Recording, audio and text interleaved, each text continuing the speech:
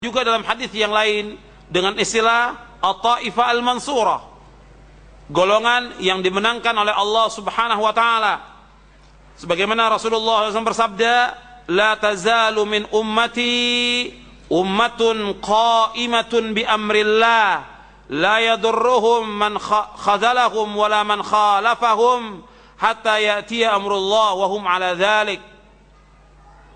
Senantiasa ada segolongan dari umatku yang selalu menegakkan perintah Allah, tidak akan mencelakai mereka orang yang tidak menolong mereka dan orang yang menyelesaikan mereka sampai datang perintah Allah.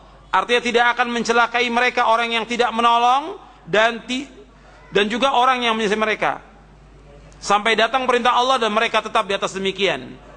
Ini At-Taifah Al-Mansurah, golongan yang ditolong oleh Allah Subhanahu wa taala. At-Taifah Al-Mansurah akan tetap ada. At-Taifah Al-Mansurah, golongan yang ditolong oleh Allah, ini akan tetap ada.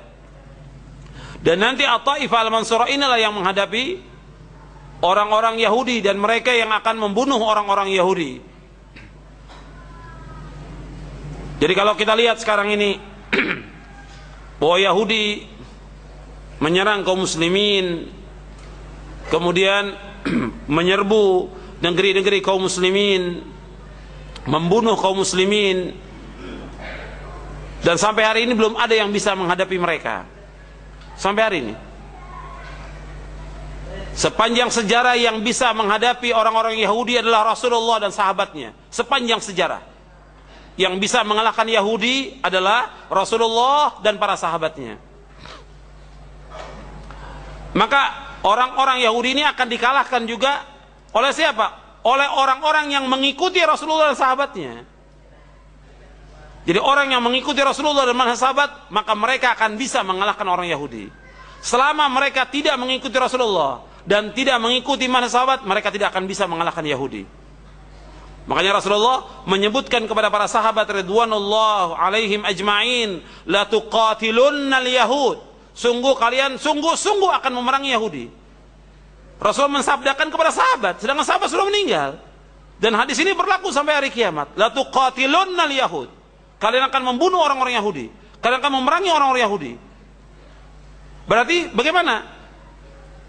Hadis ini berlaku untuk siapa? Untuk orang yang mengikuti Rasulullah dan sahabatnya. Kalau umat Islam mengikuti Rasulullah dan sahabatnya, maka mereka akan bisa mengalahkan orang-orang Yahudi. Nah, kalau kita lihat sekarang, mereka membabi buta dan menyerang kaum muslimin. Orang-orang Palestina dan Lebanon itu dihancurkan oleh mereka, diperangi, diserang. Kemudian fatwa para ulama menjelaskan agar seluruh umat Islam, juga terutama untuk di Palestina dan Lebanon, agar kembali kemana? Kembali kepada akidah yang benar, kembali kepada Quran dan Sunnah ala fahmi salaf. Diajak kembali. Himbauan para ulama mengajak mereka kembali, seluruhnya kembali kepada Al-Quran Sunnah. Kewajiban kita bagaimana? Kewajiban kita sebagai umat Islam menolong kaum muslimin. Wajib menolong kaum muslimin, karena mereka muslimin. Apakah yang di Lebanon atau di Palestina, mereka muslimin. Kewajiban kita membantu dengan materi, kemudian mendoakan mereka. Adapun Hizbullah adalah Syiah. Hizbullah Syiah sudah menyempal dari akidah Ahlussunnah wal Jamaah, menyempal dari pemahaman Islam yang benar. Tapi kaum muslimin, rakyat sipil yang menjadi korban adalah muslimin. Kalau muslimin bagaimana? Kewajiban kita sebagai seorang muslim membantu mereka, menolong mereka, mendoakan mereka. Mendoakan mereka. Tapi tetap semua dihimbau untuk kembali kepada Al-Quran wa Sunnah, kepada akidah yang benar. Jangan mereka berbuat syirik kepada Allah, jangan mereka berbuat bid'ah. Itu himbauan para ulama. Jadi kita kembali, At-Taifah Al-Mansurah, nanti mereka akan melawan orang-orang Yahudi. Tentang kapan waktunya kita tidak tahu, tapi akan tetap ada At-Taifah Al-Mansurah. Dan nanti juga umat Islam ini akan dipimpin oleh Imam Mahdi dari keturunan Fatimah, yang namanya sama seperti namanya Rasulullah, yaitu Muhammad bin Abdullah.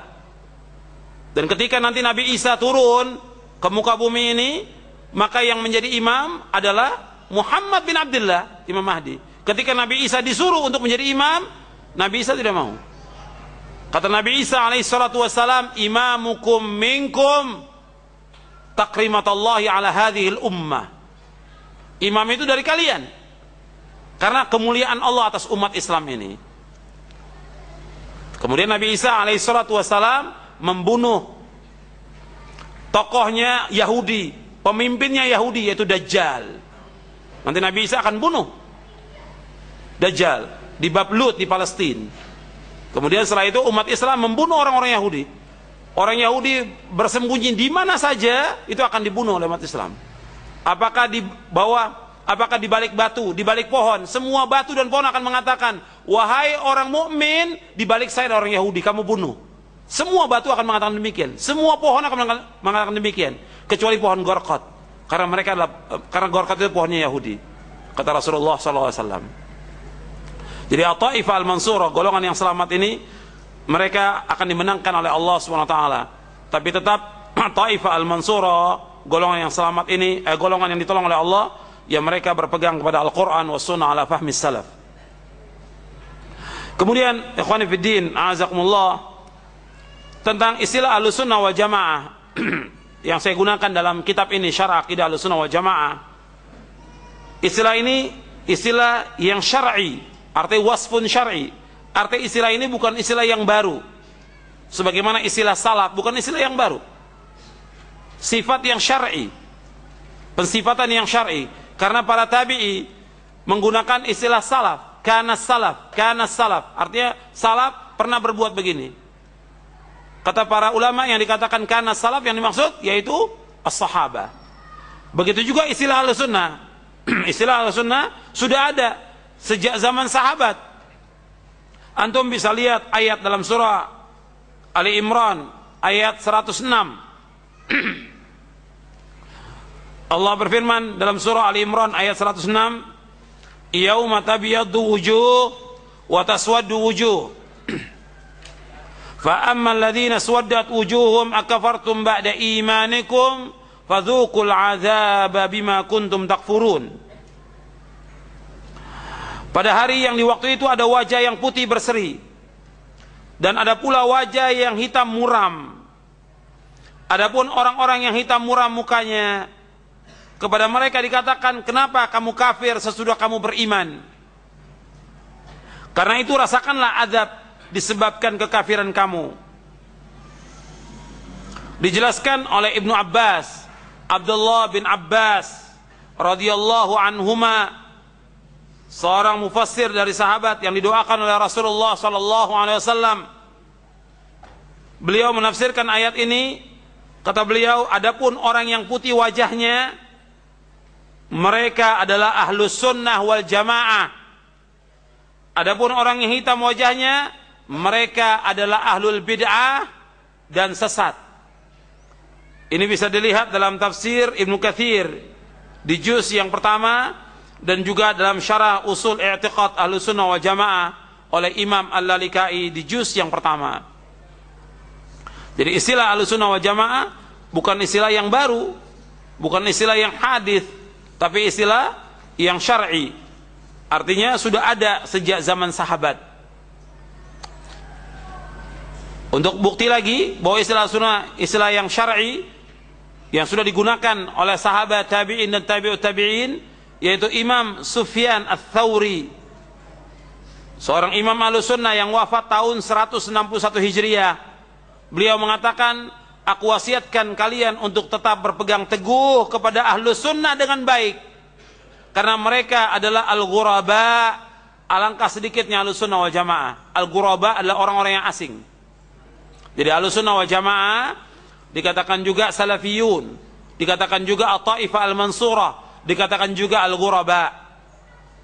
Dikatakan al-ghuraba karena Nabi bersabda, bada'al islamu ghariba wa sayaudu ghariba kama bada'a fatuba lil ghuraba, rawahu Muslim. Kata Nabi, Islam datang dalam keadaan asing dan akan kembali dalam keadaan asing sebagaimana awalnya, maka beruntunglah orang-orang yang asing. Yang dikatakan orang yang asing, ghuraba, kata Nabi, unasun salihun fi unasin su'in kathir man ya'sihim akthar mimman yuti'uhum. Kata Nabi,